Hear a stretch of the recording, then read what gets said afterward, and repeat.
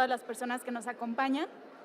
La próxima ponencia será impartida por la enfermera especialista en adulto en estado crítico, Saúl Iván López Montiel, con el tema Código Ictus. Muchas gracias. Hola, hola. Escucha. Hola, vamos a ver justo código stroke, código ictus o código cerebro, es exactamente lo mismo. Y justamente lo vamos a tocar porque hoy es el Día Mundial del Ictus, para la prevención del ictus, entonces justamente vamos a tomar este apartado en el cual sí vamos a mencionar que el código stroke es una serie de procedimientos en los cuales lo que vamos a buscar es diagnosticar y tratar oportunamente al paciente.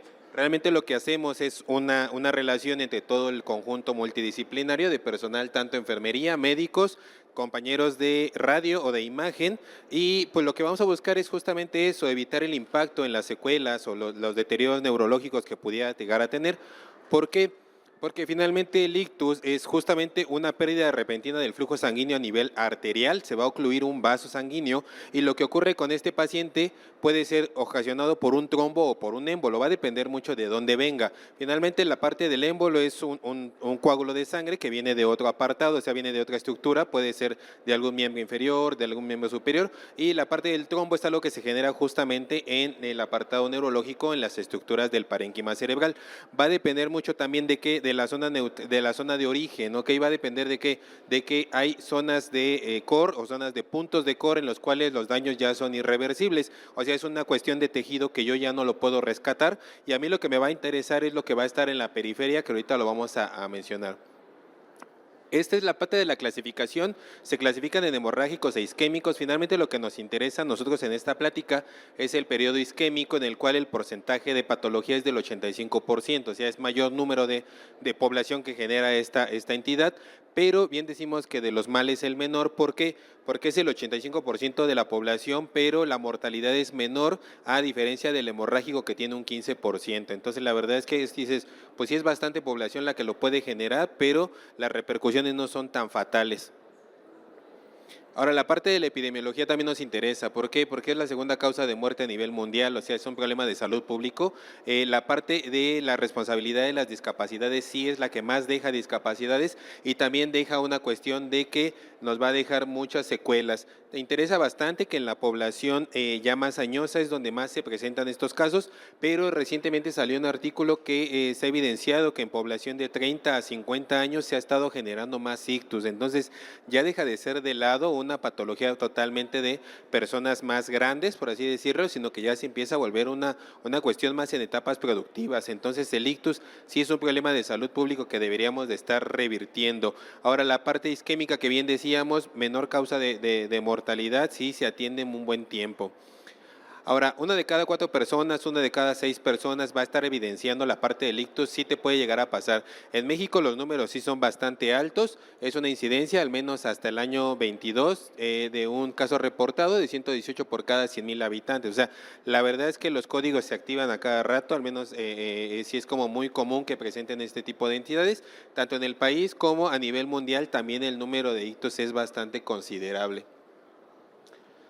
Ahora, sí nos vamos a centrar justamente en a quién le da más ictus, ¿no? La verdad es que de forma general, pues sí, datos del INEGI nos mencionan séptima causa de muerte a nivel general, y las mujeres presentan una mayor tasa de mortalidad en esta entidad, sexta causa de muerte.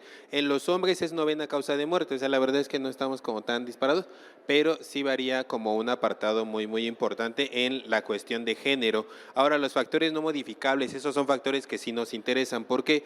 Porque es aquello que yo ya no puedo controlar, o sea, es aquello que ya está establecido, como la edad. Personas más grandes tienen más riesgo de presentar ictus, la parte del sexo ya lo vimos evidenciado por las mujeres, la raza, sí, personas de afroamericanos presentan más datos de ictus. Un ataque isquémico transitorio, es decir, un paciente que genera ictus en un periodo de tiempo muy cortito, pero de repente se le quitan los síntomas, es un paciente que después tiene un porcentaje hasta el 20% de generar ictus bien establecido. Y la parte de la genética, si tienes familiares que presentaron ictus en algún momento de su vida, tú tienes una predisposición bien marcada. Los factores modificables que sí son en los que nos centramos es justamente lo que tiene nuestra población, la parte de la hipertensión, todo lo divertido que tenemos es fumar, alcohol, drogas, todo eso también repercute mucho, ¿ok? La diabetes mellitus también es parte de nuestra población, sedentarismo, hiperlipidemia y los pacientes con fibrilación auricular, que son pacientes añosos. Entonces, estos son factores que sí deberíamos de prestarle más atención porque es aquello que sí puedo hacer un cambio. Ahora, sí decimos como la parte del tiempo, ¿no? El tiempo sí es importante. ¿Por qué? Porque tenemos un periodo hiperagudo que es en las primeras 24 horas, un periodo agudo de 1 a 7 días o en la primera semana. Pasada la semana hasta los 3 meses es un subagudo temprano, un subagudo tardío sería hasta los 6 meses y un paciente crónico pues ya es un paciente que tiene secuelas con más de 6 meses. Entonces hay que categorizar al paciente y nosotros nos vamos a centrar justamente en la parte hiperaguda, es decir, en donde yo puedo generar un cambio o revertir las secuelas que pudiera tener. Ahora la fisiopatología nos menciona justamente la parte de la autorregulación cerebral, en la cual evidenciamos los estadios. Estadio 1 es un paciente que se hace un bloqueo de la arteria y entonces como una forma de compensación lo que hace el cuerpo es una vasodilatación para que el flujo sanguíneo llegue al cerebro. Después modifica el estadio 2, esta vasodilatación ya no alcanza a compensar la falta de flujo y entonces empieza a haber un aumento de la demanda de oxígeno y el estadio 3 es un paciente que ya estos mecanismos no compensan y cesa totalmente el flujo, es decir, es un paciente que ya no le va a llegar nada de sangre al cerebro, que decimos que es el punto de corre. El punto de corre es lo que está en medio, eso yo ya no lo puedo salvar, o sea, ese tejido ya se lesionó. A mí lo que me interesa es la zona de penumbra, que es lo que está alrededor, y la zona de oligoemia benigna, es decir, esa zona en la cual yo sí, estas neuronas sí las voy a poder rescatar y a largo tiempo va a generar algo que se conoce como plasticidad cerebral, en la cual estas porciones van a tratar de sustituir las neuronas que ya están muertas. Entonces, es lo que buscamos revertir lo que sería la zona de penumbra y la zona de oligoemia, que a veces te dicen no pierdas la penumbra tratando de salvar la penumbra. O sea, se trata de cuidarla todo el tiempo porque a veces somos muy extremadamente precavidos en las presiones. Ahora, esto es lo que decíamos en la parte fisiopatológica. Vemos hasta allá cómo está el bloqueo del flujo sanguíneo y entonces funcionan dos bombas interesantes, la disfunción de las bombas electrolíticas de sodio y de calcio. La de sodio lo que hace es que aumenta la osmolaridad, por lo tanto la célula genera un edema de tipo citotóxico. Básicamente lo que pasa es que se hincha la célula y entonces hay muerte celular. Cuando tienes una activación de la bomba de calcio hay una alteración de las proteasas y lipasas, que es lo que recubre la célula y entonces ahí sí hay una muerte celular. Entonces estas dos bombas funcionan totalmente. El edema que se genera aquí es citotóxico 100%. Ahora, va a depender mucho de la localización. En el polígono de Willis, que lo vemos hasta allá, va a depender mucho de la localización de la arteria o cuál arteria está ocluida y te va a dar signos muy clásicos, ¿ok?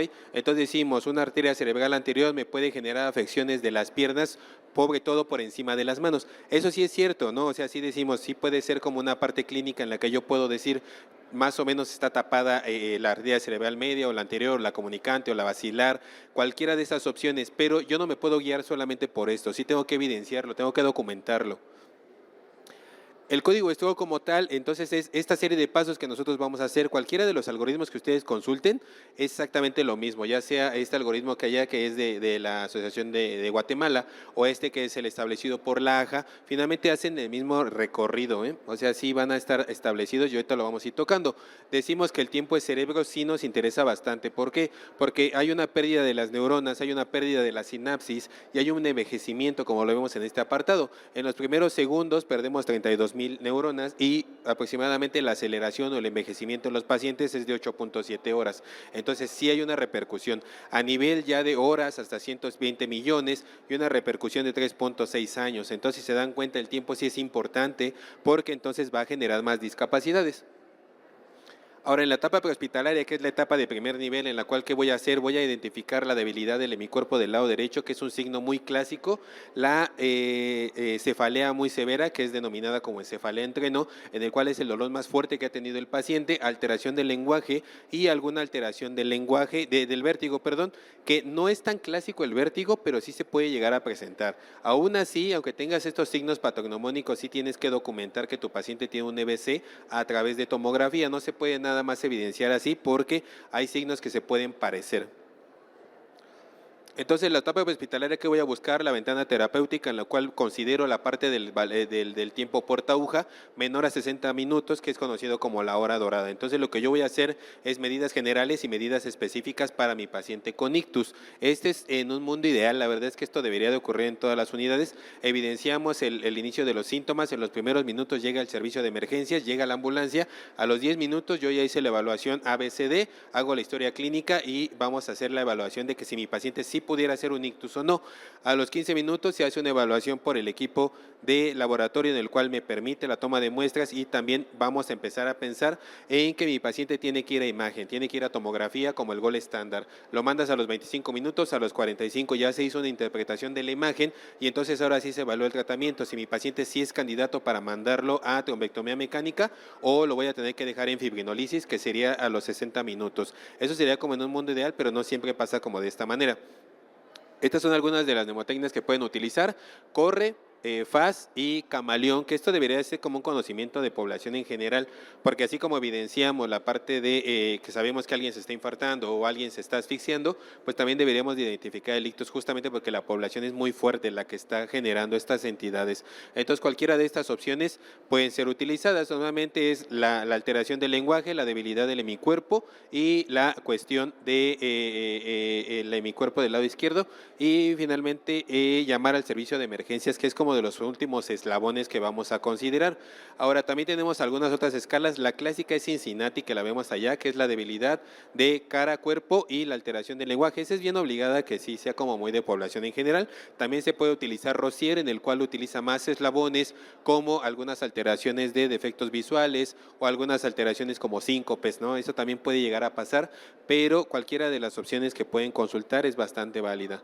Ahora, este es un estudio que me gusta mucho citar, es un estudio retrospectivo que se hizo en Salamanca 2016-2019, en el cual se hizo un versus entre pacientes que se hicieron en triage a través de escala de NIH y escala de ranking modificado versus pacientes que utilizaron FAS y Cincinnati. Entonces, aquí lo único que evidenciamos y tiene mucha fuerza es que si tú utilizas escalas que tengan mayor dados de complejidad, o sea, que sean más complejas, que sean más útiles, se va a ir mejor el apartado del triage en el paciente. Es decir, si yo utilizo NIH y escala de ranking modificado que tienen un mayor grado de complejidad, entonces mi paciente lo voy a poder categorizar mejor a decir que sí tiene un ictus.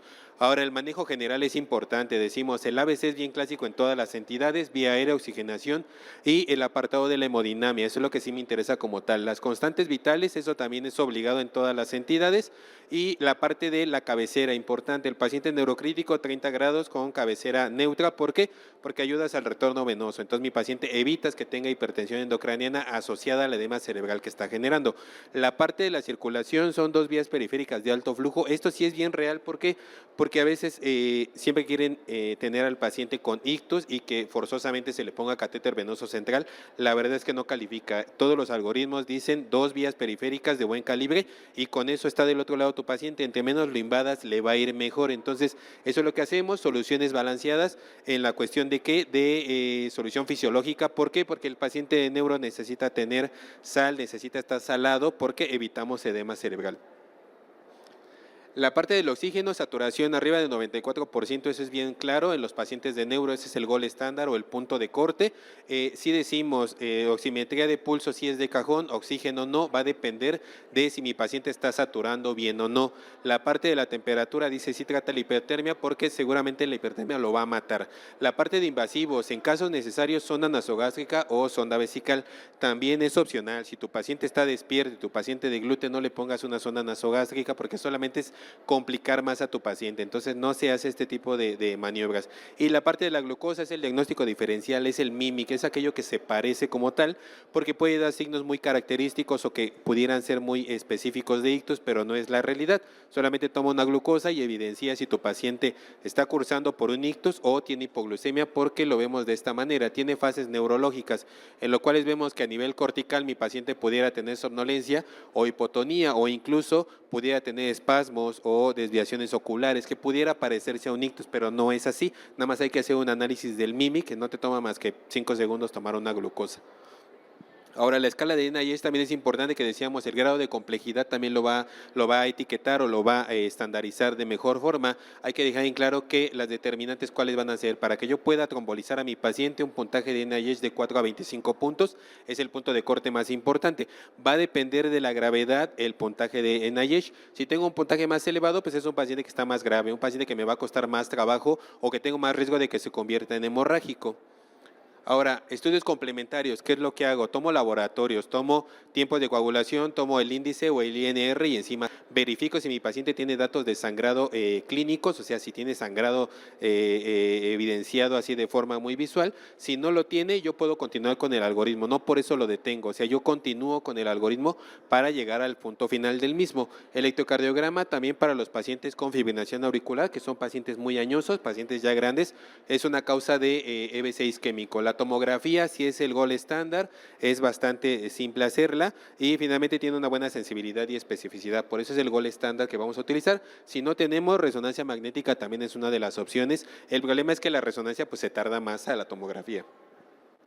Ahora, esta es la escala de ASPEC que vamos a estar evidenciando también, en la cual mencionamos que lo que va a mencionarnos es qué tanto territorio va a estar afectado. Si tienes más de un tercio del territorio afectado, entonces tu paciente no califica para que lo mandes a fibrinólisis.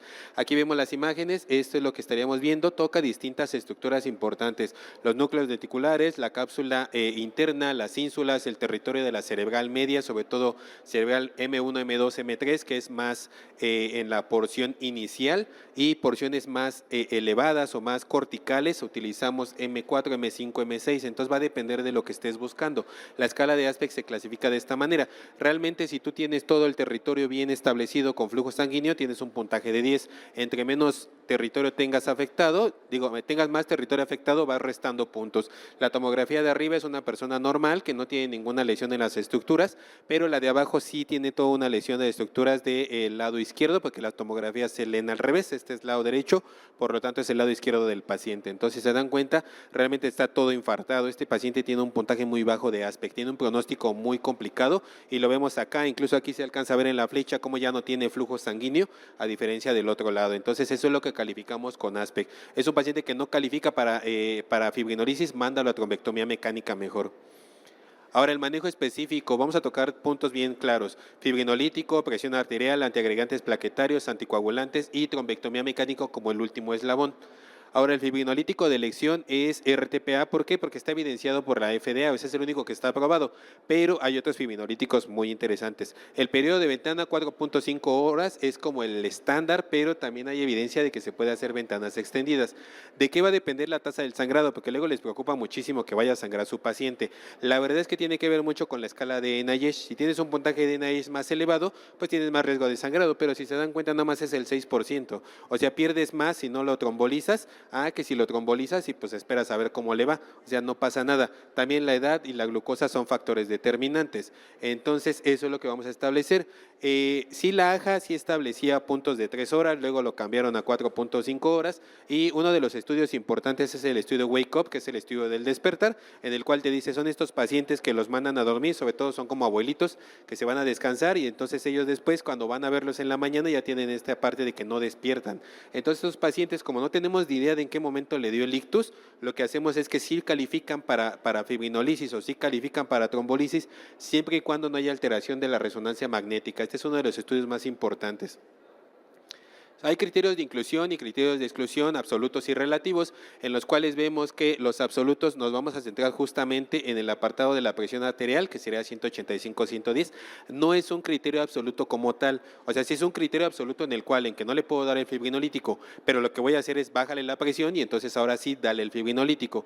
Las partes relativas, ¿se le puede dar embarazada? Sí, tampoco hay tema, porque es como una de las preguntas muy clásicas: si la embarazada se puede hacer fibrinolisis, sí se le puede hacer sin tema. Hay ventanas extendidas, 4.5 horas con sus criterios o sus modificaciones como tal, pero la verdad es que casi a la mayoría de la gente se le puede hacer esta terapéutica.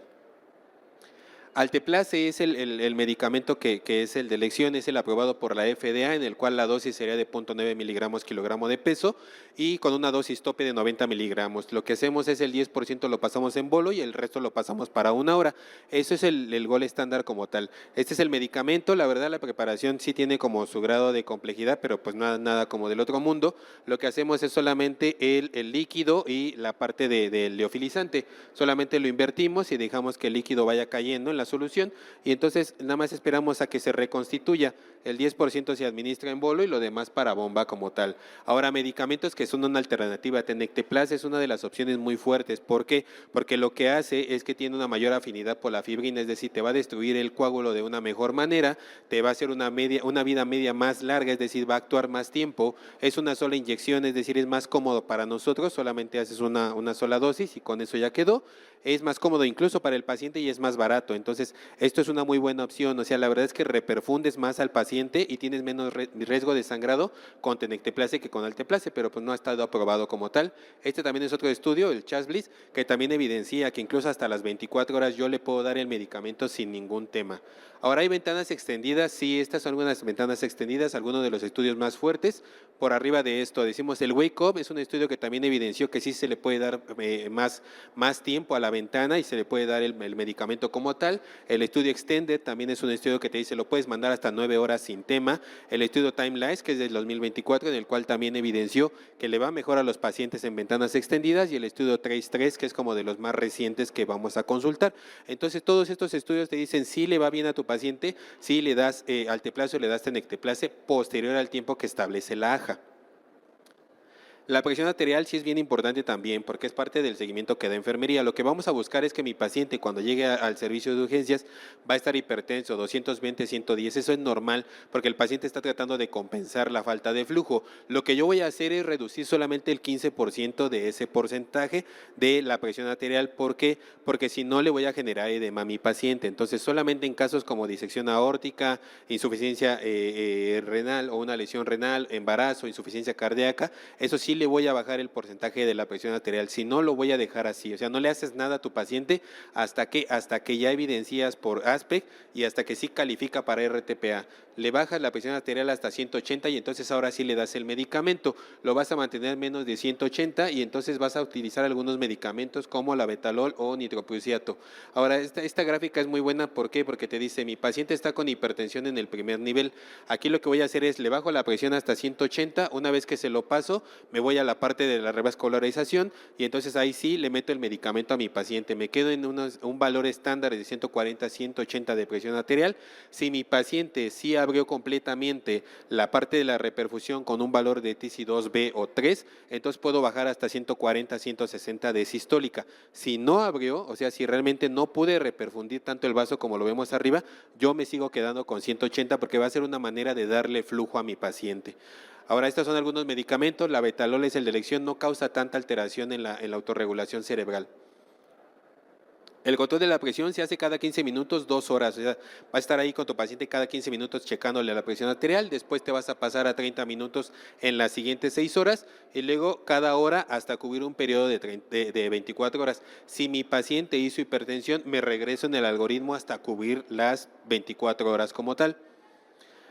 Antiagregantes plaquetarios también es de los medicamentos específicos que damos posterior a la fibrinólisis, en el cual que los pacientes que no recibieron RTPA sí pueden ser candidatos a que le dé la parte del antiagregante plaquetario, sí califica, también depende de la escala de NIH. Pacientes que recibieron RTPA a las 24 horas yo ya le tengo que dar un antiagregante plaquetario porque si no me va a hacer otro trombo.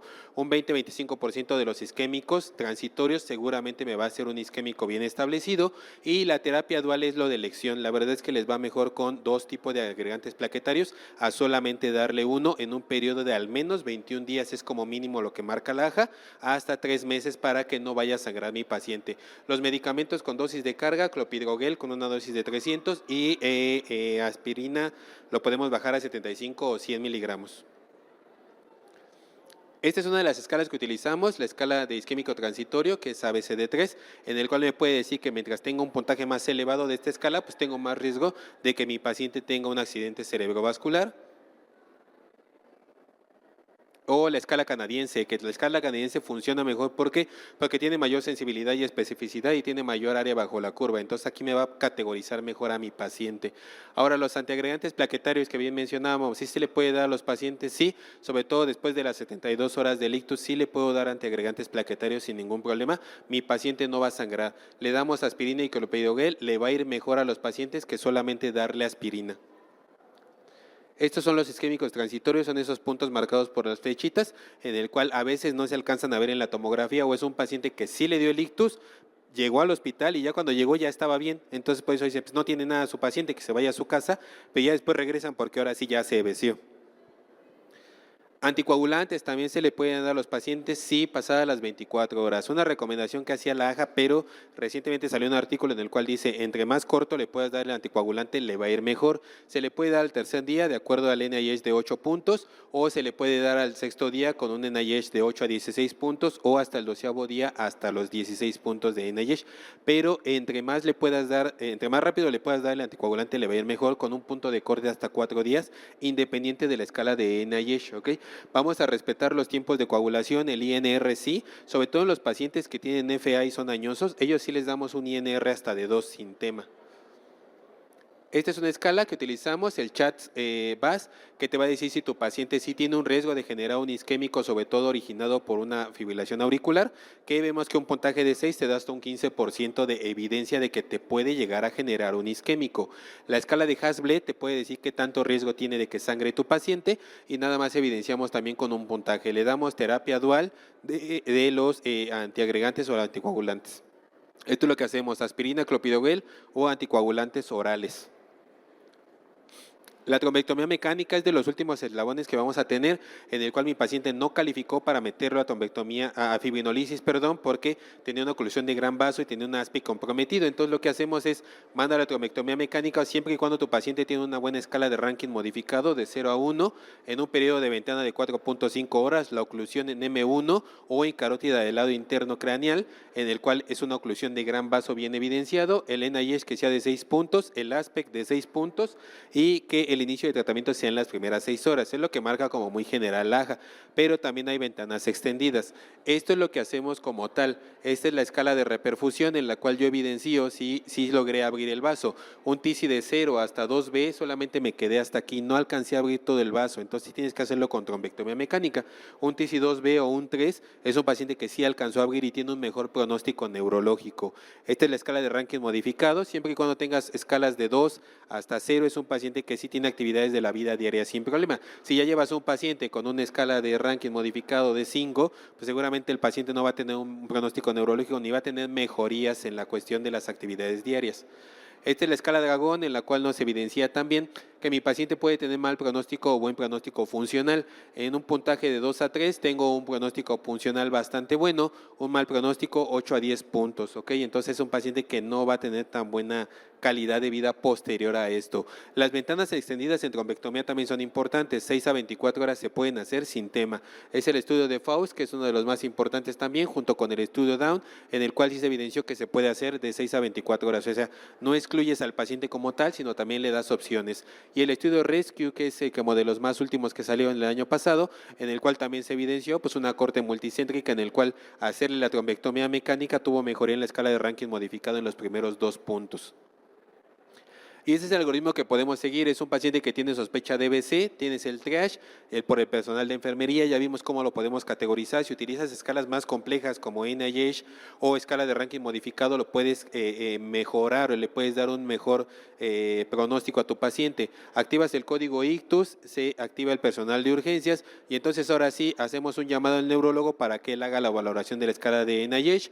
Hacemos un apartado de qué canalizo a mi paciente, ya quedamos vías periféricas de gran calibre. Tomamos laboratorios y hacemos el MIMIC o el descarte del MIMIC con el apartado de que le tomes una glucosa, ¿ok? Después, ¿qué vamos a hacer? Trasladamos al paciente a la tomografía, vemos la escala de ASPEC, si mi paciente sí califica o no califica para fibrinolisis. Aquí nos quedamos, seguimos el algoritmo, tengo una escala de Aspect por arriba de 7, es un paciente que sí se beneficia de fibrinolítico. Entonces lo que hacemos es, está en tiempo de ventana, llegó en 4.5 horas, le doy el fibrinolítico. Llegó pasadas de esas 4.5 horas, nos vamos a 6 horas y le podemos dar terapia endovenosa y le podemos agregar la parte de la trombectomía mecánica. Pueden conjugar ambas terapéuticas, sí, sin tema, o sea, sí le puedo dar ambas. Lo puedo estar haciendo fibrinolisis y de inmediato llevarlo a endovascular, sí se puede hacer, o sea, no hay ningún tema, no va a aumentar el riesgo en el paciente. Ahora, si tengo un puntaje menor a 7, la verdad es que el paciente no se beneficia porque hay mucho territorio lesionado, entonces ahí hacemos otro tipo de abordaje y lo podemos mandar directamente a terapia endovascular. Y posterior a esto, yo ya hice la fibrinolisis o la trombectomía mecánica y ahora sí nos vamos a la rehabilitación. Es un paciente que no abandonamos como tal, es un paciente que sí tenemos que darle seguimiento porque va a quedar con bastantes secuelas. Este es uno de los estudios como también me interesa bastante, que a veces lo que hacen en los pacientes es que les dan dosis bajas de aspirina tratando de prevenir un paciente que tenga EBC, que esto normalmente como los viejitos que toman su aspirina todos los días, según para que no les vaya a dar un infarto cerebral. La verdad es que no tiene ninguna evidencia fuerte, lo único que les va a pasar es que va a aumentar el sangrado. O sea, es un paciente que muy seguramente les va a generar un EBC de tipo hemorrágico. Entonces, pues no le den aspirina a sus pacientes o a sus abuelitos porque les va a sangrar. Y este es uno de los últimos que vamos a mencionar ya para cerrar la plática. Este es una carta al editor justamente que hizo el instituto donde yo laboro, en el cual evidenció todos los artículos más importantes que citamos ahorita. Decimos, en la parte de arriba son las horas, estoy en tiempo, y la parte del NIH en la parte vertical. Si yo estoy en buen puntaje de NIH y estoy en tiempo, me voy con las guías de la AJA y me voy con un tratamiento médico en el cual decimos, pues cuídale todo lo que estábamos platicando, cuídale la presión, cuídale la glucosa, fíjate en las estatinas también, a lo mejor es un paciente con hiperlipidemia. Eso es lo que hacemos de primera instancia. Si mi paciente llegó en buen tiempo, pues ahí nos vamos con un NIH elevado, vete con el estudio Wake Up o el estudio McLean, en el cual te dice, dale las dos terapéuticas, dale fibrinolisis y dale trombectomía mecánica. Si de plano tu paciente está muy complicado y aparte llegó en un periodo de ventana muy prolongado, te vas al estudio de Faust, que él totalmente te dice, mándalo a trombectomía mecánica y no te quedes, es de Faust y Down como de los estudios más fuertes, en los cuales te dice, no le busques por fibrinolisis, mejor vete a trombectomía mecánica para que puedas evitar que tenga más secuelas tu paciente, ¿ok? Y pues eso sería como todo de mi parte. Muchas gracias.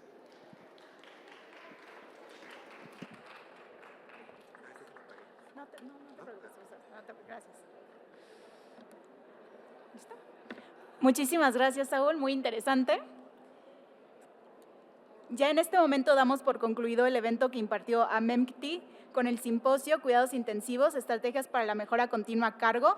Agradecemos a todos los presentes por su asistencia. Hemos terminado el segundo día de Medical Expo. Los esperamos mañana en nuestra 9ª edición de Medical Expo Ciudad de México. Gracias a todos.